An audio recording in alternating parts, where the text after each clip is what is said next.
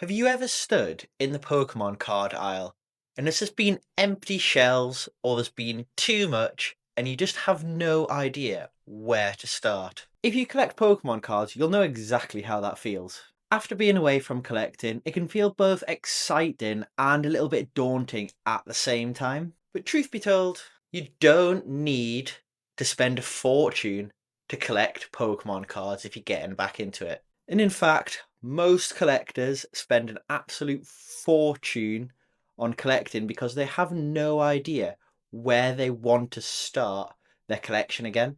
And here I'm going to discuss starting to collect Pokemon again in 2025. This is going to include where to shop, what products to buy, and what mistakes we will all make at some point and to see if we can avoid them. And step one is to set a clear goal on what do you want to start collecting. So before you start collecting Pokemon cards left and right, take a step back and think about the kind of things that you want to collect as a whole.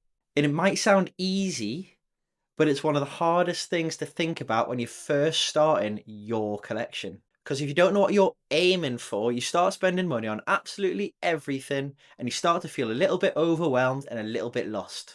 When I started collecting again, I thought I wanted to start collecting master sets or at least just a complete set. And in the end, I actually did it with 151. I got the whole set of 151. But then I started thinking every time I opened up the binder, I didn't really look at the common cards. I just went to the back, looked at the illustration rares, looked at the art rares, and looked at the special illustration rares. And that's when I kind of just thought, I don't really want to collect a master set or a complete set anymore. It wasn't really for me. And I was just excited about the cards that I personally thought looked really, really cool. And a lot of the cards in 151 were those types of cards. And although I love common cards and I don't think they get the attention they deserve, people do tend to just look at the quote unquote more expensive cards. So for me, this meant special illustration rares and illustration rares and full art cards. So I changed my plan, and now I just look for the cards that I thought looked cool. I personally really like the legendary birds, so Zapdos, Arcuno, and Moltres, and I kind of like that they go Uno, Dos, Tres. And a lot of them have really cool art colours and lots of cool pictures, and that's just why I like them. There are a few fun ways to collect Pokemon cards, and hopefully you can choose the right one that's for you. So are you going to be a set collector? Do you want the whole binder? Do you want every single card in that set? Are you going to be a single Pokemon collector? Are you going to chase every single card that Pokemon appears in? Which I often think is actually quite hard because if you want every card that Pokemon features in, not just that it's named in, there are some really interesting cards that you end up buying because sometimes the Pokemon that you're after ends up just being a little illustration on that card, and it could be any card. You just really need to do your research. Or are you an art collector? Are you going to be collecting the most beautiful artworks with the most beautiful Pokemon? Or are you going hard and collecting the special illustration rares? Although I think that's going to cost you quite a bit of money. But just remember, there's no wrong way to collect. It's all down to you. And the best collection is the one that makes you happy. Pick a style that fits your Pokemon, your budget, and most of all, what you enjoy. So now I need to think about knowing what to buy. Once you decide what collector you want to be, you then need to think, okay, what cards do I actually want to get next? And there's a lot of Pokemon product out there, and not all of it is good. There's some okay stuff, and there's some not so good stuff. Some are better for building a collection, others are just about having fun. If I was just starting again and I was just wanting to buy sealed, I'd be going for booster boxes, ETBs, and booster bundles. But each has different benefits depending on your budget and your collecting style.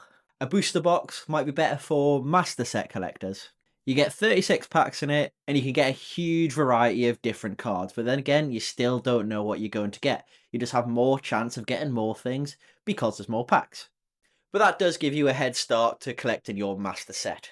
And prices usually start around £150, $150 if you're in the US. And on the second-hand market, to be honest, they can just skyrocket in value and you just don't know where they're going to go. Some sets have gone absolutely insane. ETBs, personally, I think they're perfect for beginners. And this is because you get 8 to 10 booster packs, a special promo card, player's guide, sleeves, dice, and you get to keep the box of storage anyway. And they cost around £50, $50 if you're in the US. And what I like about them is that you get a player's guide, which tells you about every single card in the set. You get a description, and you literally get pictures of every single card. And as you're collecting, you could just tick them off if that's what you want to do.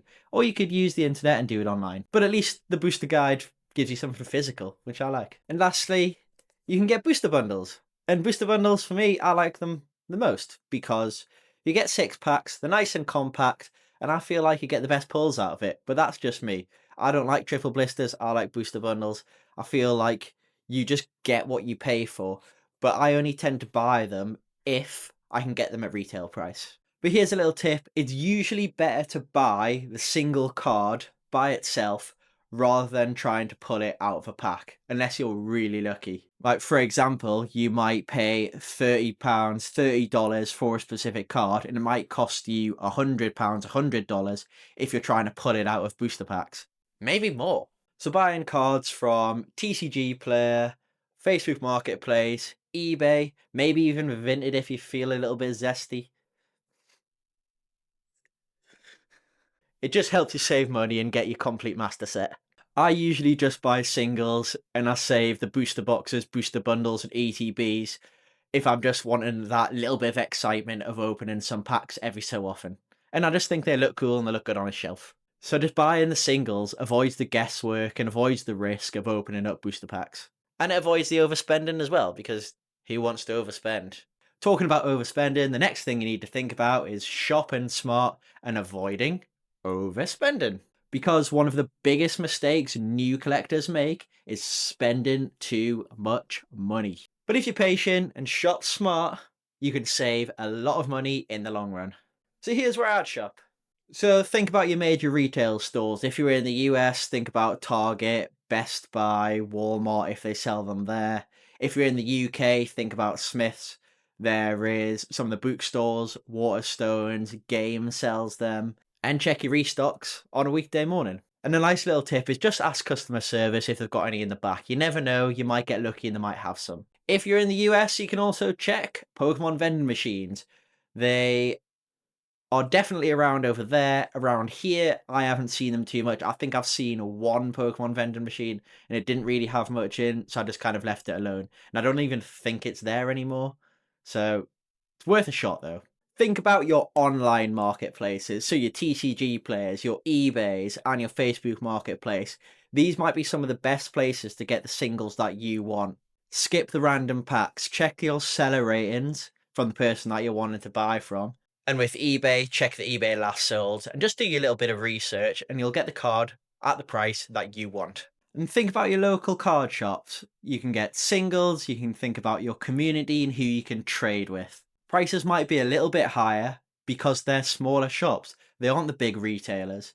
So it is worth supporting them because building that connection with those shops can really help your collection. Support your local shops, but don't overpay. And step 4 is just organising your whole collection from day one.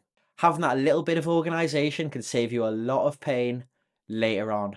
So get yourself a card binder, a zip binder, one that doesn't have the rings, and that'll save your cards and stop them from getting damaged. Make sure it's a bit of a side loader as well, because if it's a top loader or loads from the bottom, it's much easier for the card to get damaged. If you're loading from the side in the slot, there's a much better chance that you can just get it in there, get it out if you need to, because it's not too hard to get it in and out there. For every single card that you like or think is valuable, use a card sleeve.